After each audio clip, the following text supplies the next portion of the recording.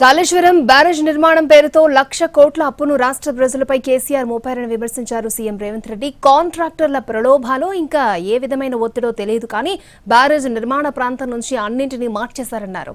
అబద్ధపు వ్యాఖ్యలతో మాజీ మంత్రి హరీష్ రావు సమాజాన్ని తప్పుదోవ పట్టిస్తున్నారని అన్నారు రేవంత్. ఈ సందర్భంగా హరీష్ రావు వ్యాఖ్యలపై సీఎం స్పందించారు.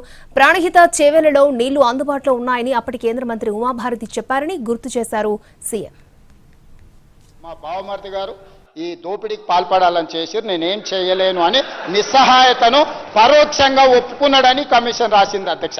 అందుకే వారు ఆందోళన చెందుతున్నారు, ఆతృతగా ఉన్నాడు ఈ రిపోర్ట్ చర్చ జరగొద్దని.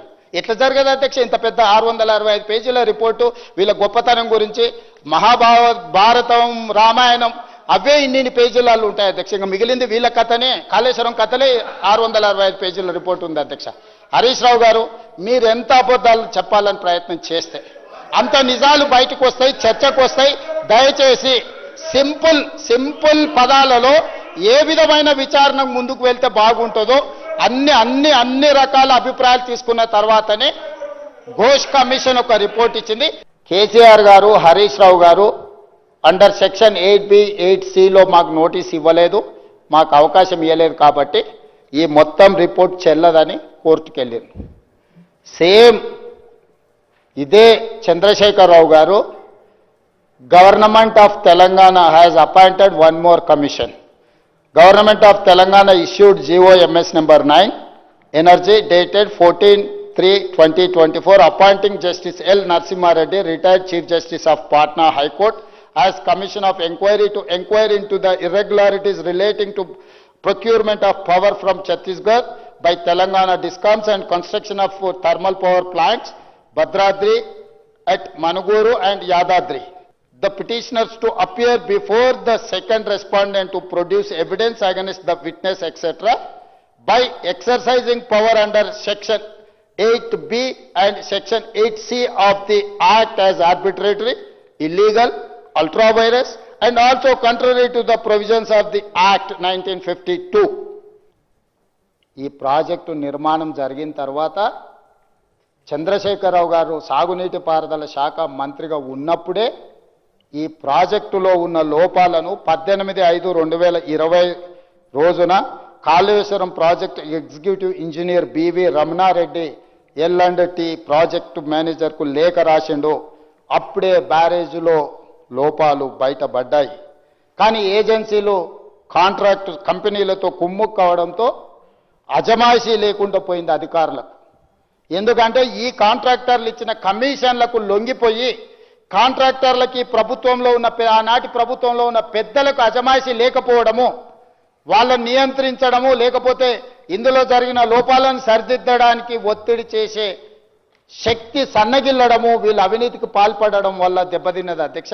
తుమ్మిడిహెట్టి నుంచి తెచ్చుకునే దాంట్లో ఒకే ఒక లిఫ్ట్, అది 19 మీటర్లు, హరీష్ రావు గారు 38 మీటర్లు అన్నారు.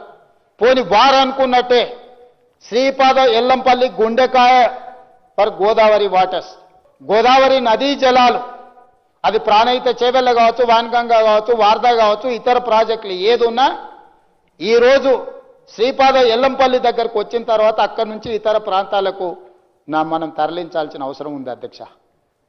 తుమ్మిడిహెట్టి నుంచి శ్రీపాద ఎల్లంపల్లికి తేవాలంటే ఒకే ఒక లిఫ్ట్, చిన్న లిఫ్ట్ పెట్టుకుంటే 160 TMCలు ఎత్తిపోసుకోవడానికి క్లియర్గా ఉన్న ప్రాజెక్టులను పనులు చేయడమే కాకుండా అక్కడ అవకాశం ఉండే, అంటే రాష్ట్ర ప్రభుత్వం పెట్టినవి మిగతా బ్యాంకులలో తెచ్చినవి వదిలేస్తే 87,449 కోట్ల రూపాయలు అప్పు తీసుకున్నాడు అధ్యక్ష.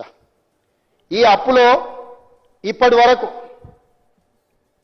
ఏ rate of interest power finance corporation limited 11.5% అధ్యక్ష. అసలు 27,737 కోట్ల రూపాయలు పవర్ ఫైనాన్స్ కార్పొరేషన్ దగ్గర 11.5% మిత్తితో 14 సంవత్సరాల కాలానికి అప్పు తీసుకొచ్చిండు అధ్యక్ష.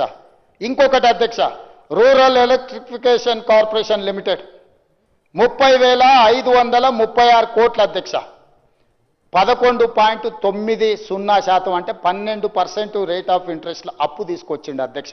అట్లనే UBI consortium, NABARD, Punjab national bank, Vijaya bank ఈ విధంగా 87,449 కోట్ల రూపాయల అప్పు తీసుకొచ్చి ఈ మేడిగడ్డ అన్నారం సుందిల్ల కట్టిండు అధ్యక్ష. ఈయన అప్పుల వల్ల వచ్చిన భారము ఇప్పటి వరకు ఎంత చెల్లించినవో తెలుసా అధ్యక్ష? ఈరోజు ఇప్పటి వరకు మనము ప్రిన్సిపల్ అమౌంట్ అండ్ ఇంట్రెస్ట్ కలిపి 49,835 కోట్లు ఇప్పటి వరకు కాళేశ్వరం మీద మనము అప్పులకు కట్టినాం అధ్యక్ష. కాళేశ్వరం నుంచి వచ్చిన ఆదాయం సంగతి దేవుడు ఎరుగు. ఇప్పటి వరకు దాదాపుగా ఈ కాళేశ్వరం ప్రాజెక్టుకి 50,000 కోట్ల రూపాయలు ప్రజలు కట్టిన పన్నును బ్యాంకులకు చెల్లించడం జరిగింది అధ్యక్ష. విషయాలు ఇందులో ఉండడం వల్ల సిబిఐ ఎంక్వైరీకి మా ప్రభుత్వం ఆదేశాలు జారీ చేయనైనది. ఈ సభ దీన్ని ఏకగ్రీవంగా ఆమోదించి సిబిఐ ఎంక్వైరీలో ఊరు పేరు అంచనాలు మార్చి దోచుకున్న వాళ్ళందరినీ శిక్షించడానికి అవసరమైన నిజాయితీతో కూడుకున్న విచారణ జరగాలని ఆశిస్తూ తమరి దగ్గర సెలవు తీసుకుంటున్న అధ్యక్ష.